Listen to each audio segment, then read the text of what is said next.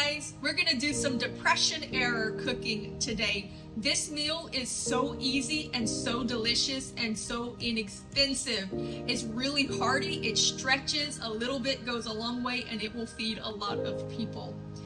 We ate this a lot as kids. My mom would make it and I absolutely love it. I can remember my dad saying that his mom was taught how to make it by some sawmill workers and they called it a sawmill gravy, that they had eaten a lot of that through the Depression. So this stuff would be easy to find and inexpensive to get. So when things are hard, things are difficult, the economy is not good, this was something that was very nutritious, very healthy, helped you to be able to get through.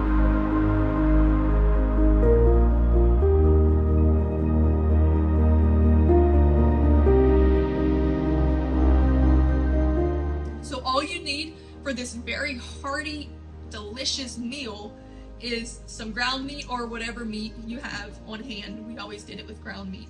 Some potatoes, whatever seasonings you like. We typically use onion, garlic, and bell pepper in everything, but you can put whatever seasonings you like and whatever spices you like.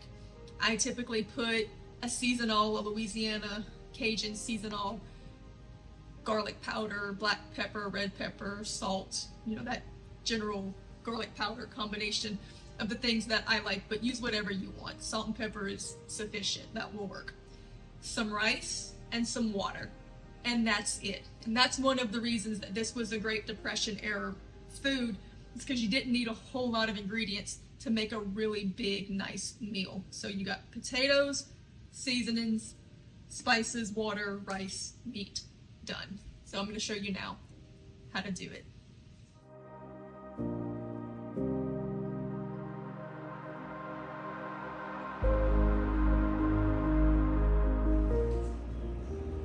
Can you see the dog spilling off the couch?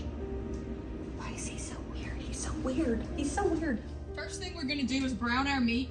Now, I'm not going to give you portions because my family's coming tomorrow and this is going to be a really big batch. This is not what you're going to cook for your typical family at home. So just, use accordingly to whatever size meal you want to cook.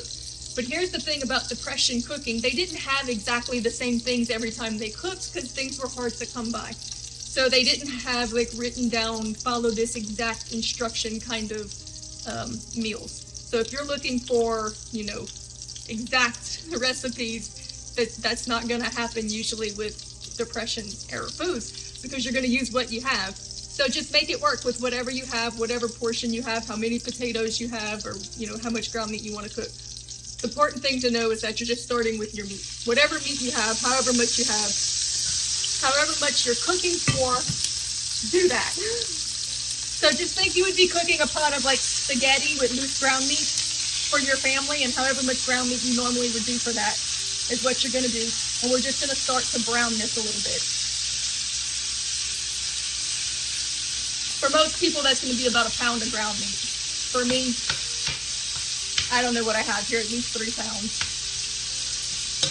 Maybe a little more, probably about 3 pounds.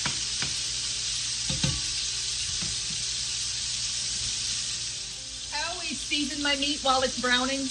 And then later on, once I add my water and stuff, I will re-season to taste. But I like my meat to have a lot of flavor to it, and it sears the seasonings into the meat if you put it on while you're browning it. So I always do a little bit of that. While the meat is browning, go ahead and get your onions and your potatoes cut up. You can cut these pretty small. I like to cut them all different sizes because I want some of my potatoes to cook apart into just, thickening the gravy, and I want some of them to be big chunks to stay in the gravy. So I'll put those in a bowl as I cut them. You can peel the potatoes if you want. You can leave the skins on if you want. It's going to be delicious either way.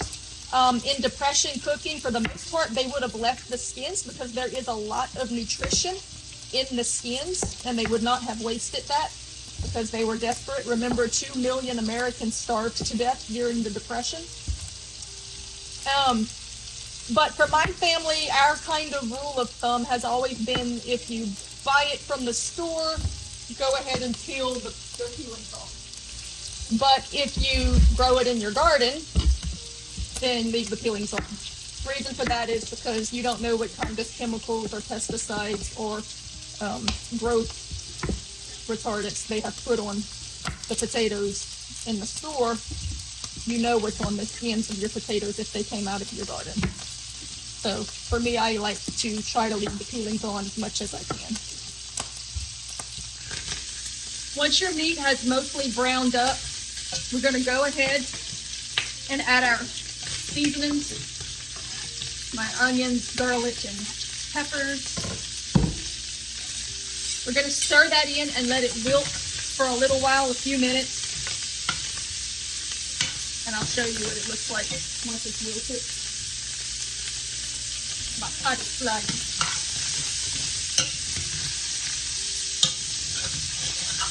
Once your onions have wilted a little bit, go ahead and add your water.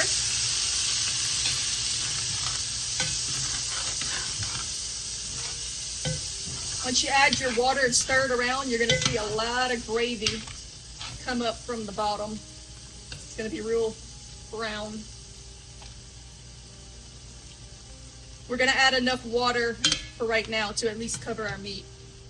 Once we've added enough water to cover our meat and it's not acting so angry, I want you to scrape the bottom of the pot with your spoon.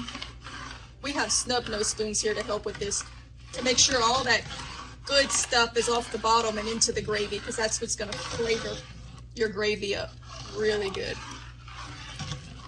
Now that we have our water in the pot, we're going to add our potatoes. If you're cooking like a little 1 pound of meat portion for just, 2 people or whatever, you're probably going to put about 5 big baking potatoes. This is going to be more than a stew. Think of it more kind of like a hearty potato soup mixed with shepherd's pie mixed with gravy. It's its own thing, but it's really, really good. But you're going to be mostly potatoes. Once we have our potatoes in, we want to stir it around a little bit, kind of get them all settled in so we can see what we need. The potatoes are going to produce a little bit of liquid, but we also want to make sure we add enough water to cover our potatoes, and we want to let them cook and simmer and soften up, and we want some of them to fall apart and begin to make that delicious gravy. If you want to put broth, you can. If you want to put bouillon cubes, you can. You can do whatever you want to enhance the flavor of the gravy, but you really don't need to. It's going to be amazing in and of itself. So let me go ahead and add it. It needs a little more water. I'm going to get it about right there. If I need to add later, I will for evaporation, but I probably won't because the potatoes are going to release a little bit.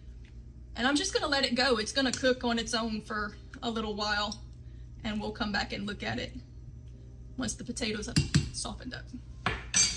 I'm going to add a little home canned bone broth to mine because I can.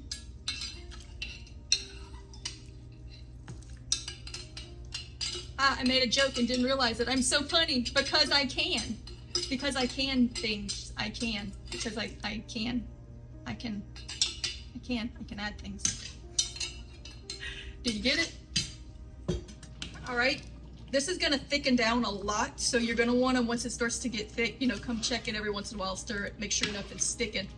You want it to get pretty thick.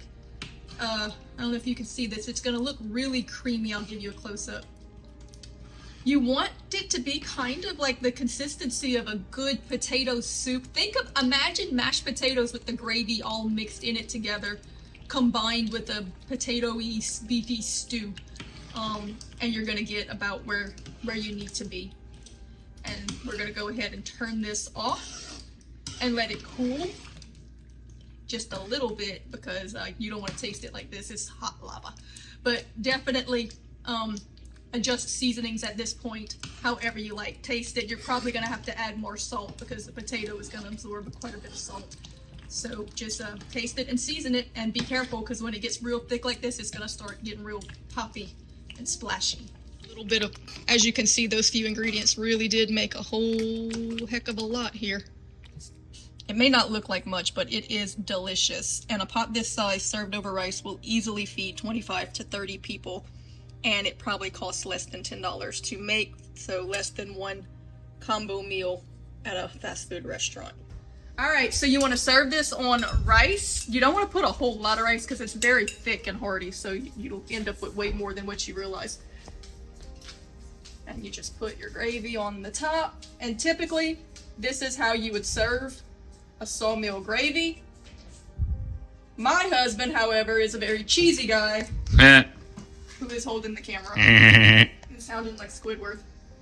So he likes cheese on his, which kind of turns it into a bit of like a shepherd's pie kind of goodnessy thing.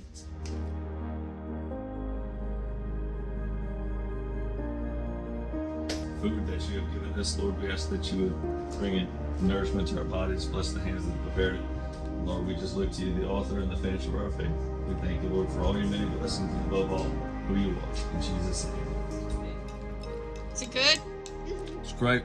It's good, Shy. I'll put it this way. If the economy crashes and I have to survive on this, I ain't complaining. Well, that whole pot will feed probably about 25 people on rice, and it costs less than $10. Or me and 5 people. Yeah, maybe. But even in a 2024 economy, it was still less than $10 for the whole pot. That's really good. That's not bad.